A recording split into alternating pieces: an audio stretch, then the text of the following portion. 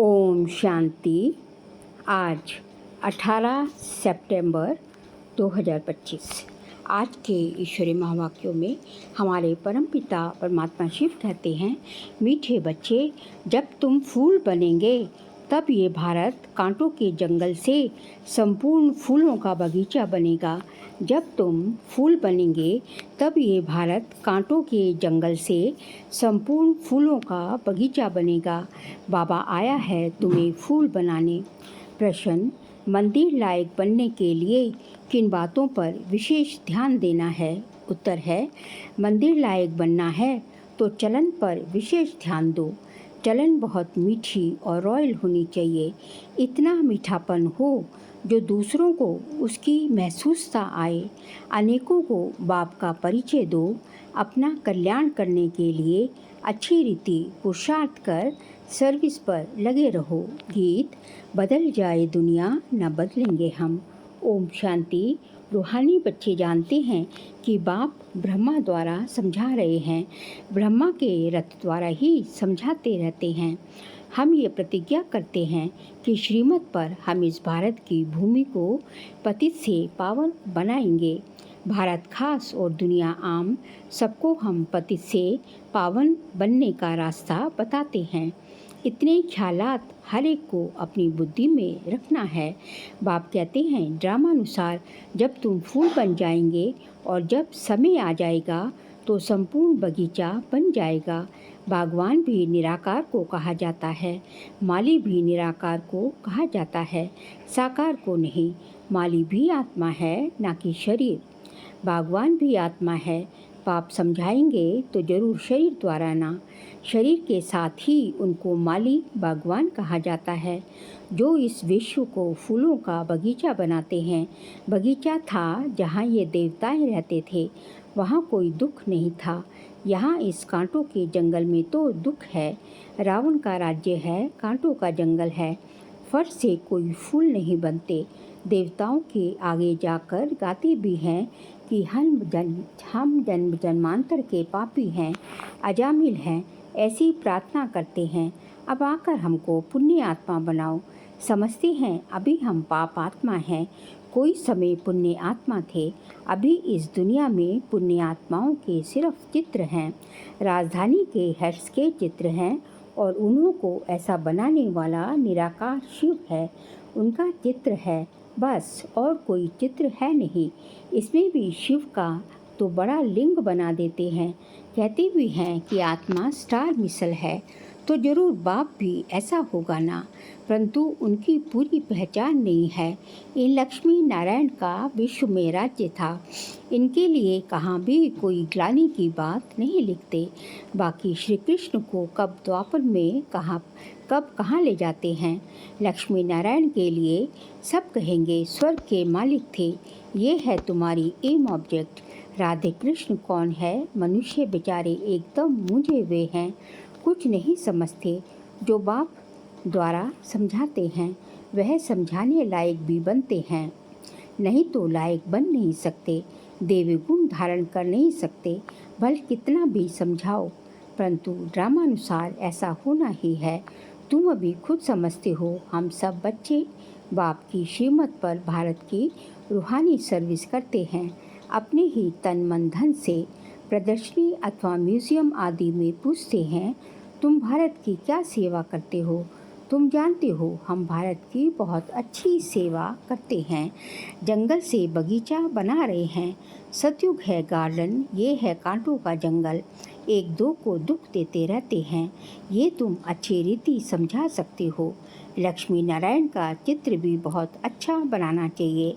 मंदिरों में बहुत खूबसूरत चित्र बनाते हैं। कहाँ गोरा कहाँ सांवरा चित्र बनाते, उनका क्या राज है ये भी समझते नहीं। तुम बच्चों को अभी ये सारा ज्ञान है। बाप कहते हैं, मैं आकर सबको मंदिर लायक बनाता हूँ, परंतु सब मंदिर लायक नहीं बनते हैं। प्रजा को तो मंदिर लायक नहीं कहेंगे ना। प्रजा उन्हों की होगी जो पुरुषार्थ कर बहुत सर्विस करते हैं। तुम बच्चों को रूहानी सोशल सर्विस भी करनी है। इस सेवा में अपना जीवन सफल करना है। चलन भी बहुत मीठी सुंदर होनी चाहिए, जो औरों को भी मीठे पन से समझा सके। खुद ही कांटा होगा तो किसको फूल कैसे बनाएंगे। उनका तीर पूरा लगेगा नहीं। बाप को याद नहीं करते होंगे तो तीर कैसे लगेगा। अपने कल्याण के लिए अच्छी रीति पुरुषार्थ कर सर्विस में लगे रहो। बाप भी सर्विस पर है ना, तुम बच्चे भी दिन रात सर्विस पर रहो। दूसरी बात समझाते हैं, शिव जयंती पर बहुत बच्चे तारे भेज देते हैं। उनमें भी ऐसी लिखत लिखनी चाहिए जो वे तारे किसको भी दिखाएं तो समझ जाएं। आगे के लिए क्या करना है उसका पुरुषार्थ किया जाता है। सेमिनार भी इसलिए करते हैं कि क्या क्या सर्विस करें, जो बहुतों को बाप का परिचय मिले। तारे ढेर रखी हैं, इनसे बहुत काम ले सकते हो। एड्रेस डालते हैं, शिव बाबा केयर ऑफ ब्रह्मा। प्रजापिता ब्रह्मा भी है, वह रूहानी पिता, वह जिस्मानी। उनसे जिस्मानी रचना रची जाती है। बाप है मनुष्य सृष्टि का रचता। कैसे रचना रचते हैं ये दुनिया भर में कोई नहीं जानते। बाप ब्रह्मा द्वारा अब नई रचना रच रहे हैं। ब्राह्मण है चोटी, पहले ब्राह्मण जरूर चाहिए। विराट रूप की है ये चोटी। ब्राह्मण देवता, क्षत्रिय, वैश्य, शूद्र, पहले शूद्र तो नहीं हो सकते। बाप ब्रह्मा द्वारा ब्राह्मण रचते हैं। शूद्र कैसे और किस द्वारा रचेंगे। तुम बच्चे जानते हो कैसे नई रचना रचते हैं। ये अडॉप्शन है बाप की। कल्प बाप आकर शूद्र से ब्राह्मण बनाते हैं, फिर ब्राह्मण से देवता बनाते हैं। ब्राह्मणों की सर्विस बहुत ऊंची है। वह ब्राह्मण लोग खुद ही पवित्र नहीं हैं तो दूसरों को पवित्र कैसे बनाएंगे। कोई भी ब्राह्मण सन्यासी को भी राखी नहीं बांधेंगे। वह कहेंगे हम तो है ही पवित्र, तुम अपना मुंह देखो। तुम बच्चे भी कोई से राखी नहीं बंधवा सकते। दुनिया में तो सब एक दो को बांधते हैं, बहन भाई को बांधती है। ये रिवाज अभी निकला है। अभी तुम शूद्र से ब्राह्मण बनने के लिए पुरुषार्थ करते हो। समझाना पड़ता है। मेल फीमेल दोनों पवित्रता की प्रतिज्ञा करते हैं। दोनों बता सकते हैं कि हम कैसे बाप की श्रीमत से पवित्र रहते हैं। अंत तक इस काम विकार पर जीत रहे तो पवित्र जगत का मालिक बनेंगे। पवित्र दुनिया सत्युग को कहा जाता है, सो अब स्थापन हो रही है। तुम सब पवित्र हो। विकार में गिरने वालों को राखी बांध विकारों में गिरने वाले को राखी बांध नहीं सकते हो। प्रतिज्ञा कर और फिर पतित बने तो कहेंगे तुम राखी बंधवाने आए थे, फिर क्या हुआ। कहेंगे माया से हार खा ली। ये है युद्ध का मैदान। विकार बड़ा दुश्मन है। इस पर जीत पाने से ही जगत जीत अर्थात राजा रानी बनते हैं। प्रजा को जगत जीत नहीं कहेंगे। मेहनत तो राजा रानी करते हैं ना, कहते भी हैं हम तो लक्ष्मी नारायण बनेंगे। लक्ष्मी नारायण के बाद उनके तख्त पर जीत उनके बच्चे की होती है। वह लक्ष्मी नारायण फिर दूसरे जन्म में नीचे चले जाएंगे। भिन्न नाम रूप से बच्चे को गद्दी मिलती है तो ऊंच नंबर गिना जाएगा। पुनर्जन्म तो लेते हैं ना। बच्चा तख्त पर बैठेगा तो वह सेकंड ग्रेड हो जाएगा। ऊपर वाला नीचे, नीचे वाला ऊपर आ जाएगा। तो अब बच्चों को ऐसा ऊंच बनना है ना। तो सर्विस में तो अब बच्चों को ऐसा ऊंच बनना है तो सर्विस में लग जाना चाहिए। पवित्र होना भी बहुत ज़रूरी है। बाप कहते हैं मैं पवित्र दुनिया बनाता हूँ। अच्छा पुरुषार्थ थोड़े करते हैं, पवित्र तो सारी दुनिया बन जाती है। तुम्हारे लिए स्वर्ग की स्थापना करते हैं। ये ड्रामानुसार होना ही है। ये खेल बना हुआ है। तुम पवित्र बन जाते हो, फिर विनाश शुरू हो जाता है। सतयुग की स्थापना हो जाती है। ड्रामा को तो तुम समझ सकते हो। सतयुग में था देवताओं का राज्य, अभी नहीं है, फिर होना है। तुम हो रूहानी मिलिट्री। तुम 5 विकर्मों पर जीत पाने से जगत जीत बनने वाले हो। जन्म जन्मांतर के पाप कटने लिए बाप युक्तियाँ बताते हैं। बाप एक ही बार आकर युक्ति बताते हैं। जब तक राजधानी स्थापन ना हो जाए तब तक विनाश नहीं होगा। तुम बहुत गुप्त वॉरियर्स हो। सतयुग होना ही है कलयुग के बाद। फिर सतयुग में कभी लड़ाई होती नहीं। तुम बच्चे जानते हो, सब आत्माएं जो भी पाठ बजाती हैं वह सब नूंदा हुआ है।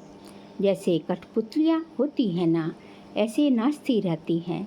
ये भी ड्रामा है, हर एक का इस ड्रामा में पार्ट है। पाठ बजाते बजाते तुम तमो प्रधान बने हो, फिर अब ऊपर जाते हो, सतो प्रधान बनते हो। नॉलेज तो सेकंड की है, सतो प्रधान बनते हैं, फिर गिरते गिरते तमो प्रधान बनते हैं, फिर बाप ऊपर ले जाते हैं। वास्तव में वह मछलियाँ तार में लटकती हैं। इस तार में मनुष्यों को डालना चाहिए। ऐसे उतरती कला फिर चढ़ती कला होती है। तुम भी ऐसे चढ़ते हो, फिर उतरते उतरते नीचे आ जाते हो। 5000 वर्ष लगते हैं ऊपर जाकर फिर उतरने में। ये 84 का चक्र तुम्हारी बुद्धि में है। उतरती कला और चढ़ती कला का राज बाप ने ही समझाया है। तुम्हारे में भी नंबरवार जानते हैं और फिर पुरुषार्थ करते हैं।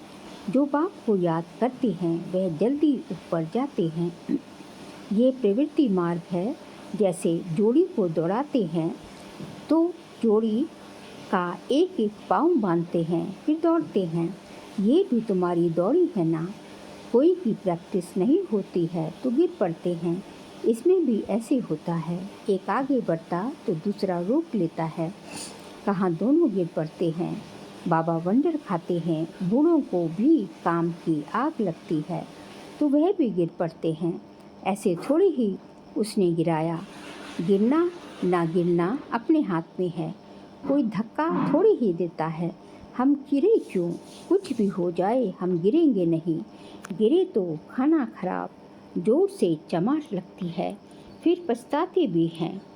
हड्डी हड्डी टूट जाती है, बहुत चोट लगती है। बाबा भिन्न भिन्न प्रकार से समझाते रहते हैं। ये भी समझाया शिव जयंती पर तारे ऐसी आनी चाहिए जो मनुष्य पढ़ने से समझ जाए।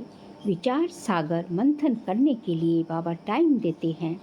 कोई देखे तो वंडर खाए। कितनी चिट्ठियाँ आती हैं, सब लिखते हैं बाप दादा। तुम समझा भी सकते हो शिव बाबा को। बाप ब्रह्मा को दादा कहते हैं, एक को कभी कोई बाप दादा कहते हैं क्या? ये तो वंडरफुल बात है। इसमें सच्चा सच्चा ज्ञान है, परंतु याद में रहे तब किसको तीर भी लगे। घड़ी घड़ी देह अभिमान में आ जाते हैं। बाप कहते हैं आत्म अभिमानी बनो। आत्मा ही शरीर धारण कर पाठ बजाती है। कोई मरता है तो भी कोई ख्याल नहीं। आत्मा में जो पाठ की नूंद है उसको हम साक्षी हो देखते हैं। उनको एक शरीर छोड़ दूसरा ले पाठ बजाना है। इसमें हम कर ही क्या सकते हैं। ये ज्ञान भी तुम्हारी बुद्धि में है, वह भी नंबरवार। कईयों की बुद्धि में तो ठहरता ही नहीं, इसलिए किसको समझा नहीं सकते। आत्मा बिल्कुल ही गरम तवा तमो प्रधान पतित है। उस पर ज्ञान अमृत डाला जाता है तो ठहरता नहीं। जिसने बहुत भक्ति की है उसको ही तीर लगेगा, झट धारणा होगी। हिसाब ही वंडरफुल है।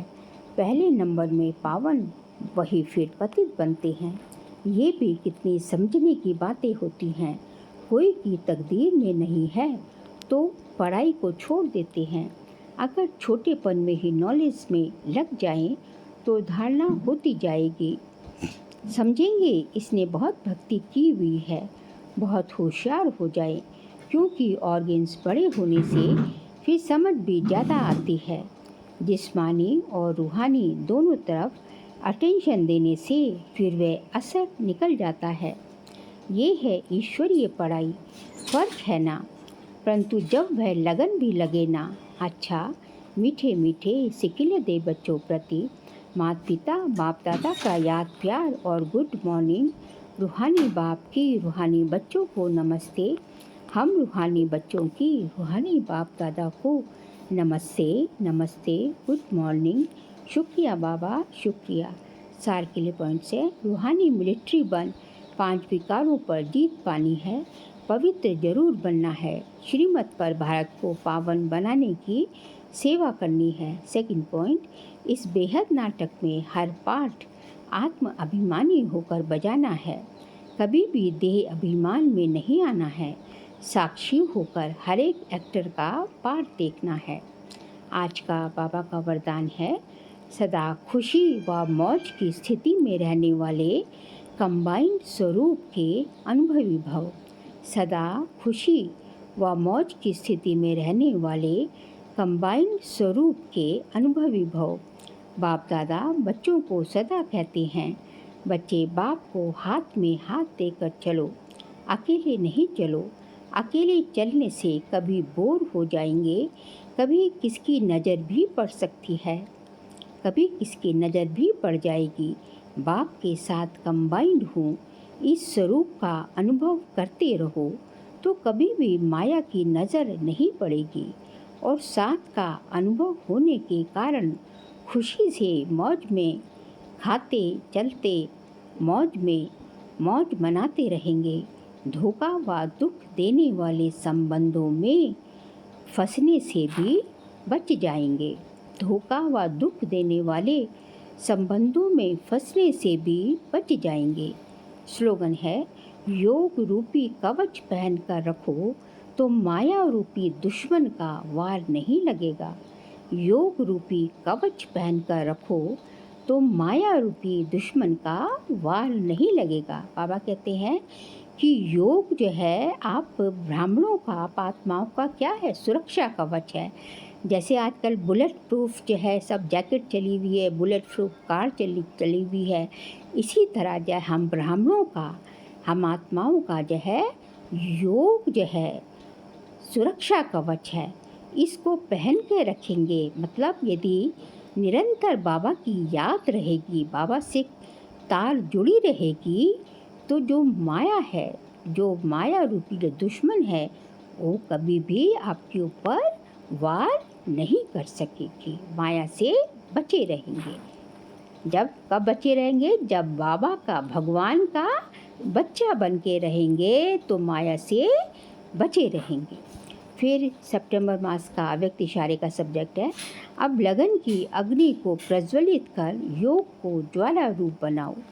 जैसे दुखी आत्माओं के मन में ये आवाज़ शुरू हुआ है कि अब विनाश हो, वैसे ही आप विश्व कल्याणकारी आत्माओं के मन में ये संकल्प उत्पन्न हो कि अब जल्दी ही सर्व का कल्याण हो, तभी समाप्ति होगी। विनाशकारियों को कल्याणकारी आत्माओं के संकल्प का इशारा चाहिए। इसलिए अपने एवर रेडी बनने के पावरफुल संकल्प से ज्वाला रूप योग द्वारा विनाश ज्वाला को तेज करो। बाबा कह रहे हैं, जैसे जो लोग बहुत दुखी हैं आजकल, जो है इतने दुखी है कि दुखी होते होते जो है, तभी तो सुसाइडल टेंडेंसीज वगैरह, आत्मघात कितने परसेंटेज कितना बढ़ गया है। बहुत दुखी हो गए हैं इस घोर कलयुग में जो है। कई लोग, कई आत्माएं बहुत दुखी हैं और वो क्या चाहती हैं? वो चाहती हैं जल्दी जल्दी विनाश हो जाए। तो बाबा कहते हैं जैसे दुखी आत्माओं के अंदर ये आवाज़ आ गई है, शुरू हो गई है कि विनाश हो, ऐसे जो है हम कौन है? हम विश्व कल्याणकारी है। हमें पूरे संसार की, पूरे सृष्टि का कल्याण करना है। तो हमें ये संकल्प होना चाहिए कि अब जल्दी से जल्दी पूरा सबका जो है कल्याण हो, तभी जब सबका कल्याण होगा तभी समाप्ति होगी। और जो है तभी जो है हमारा इशारा विनाशकारियों तक पहुँचेगा और जो है वो जो है उनको संकल्प मिलेगा कि जो है अब विनाश जो है वो जैसे ही उनको संकल्प मिलेगा कि जो है विश्व का कल्याण जो हम लोग तैयार हो गए हैं ब्राह्मण आत्माएं, तो वो विनाश तो करने के लिए तैयार बैठे हैं। किस लिए वेट कर रहे हैं? हमारे एवर रेडी बनने की। जैसे ही हमारा एवर रेडी बनने का पावरफुल संकल्प जो है उन तक पहुंचेगा, तो जो है विनाश जो है सामने खड़ा ही है। और इसके लिए हमें क्या, एवर रेडी बनने के लिए क्या करने पड़ेगा?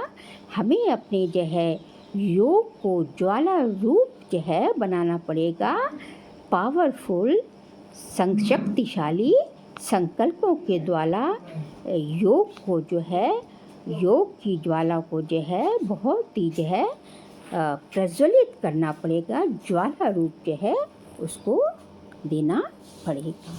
अच्छा, ओम शांति।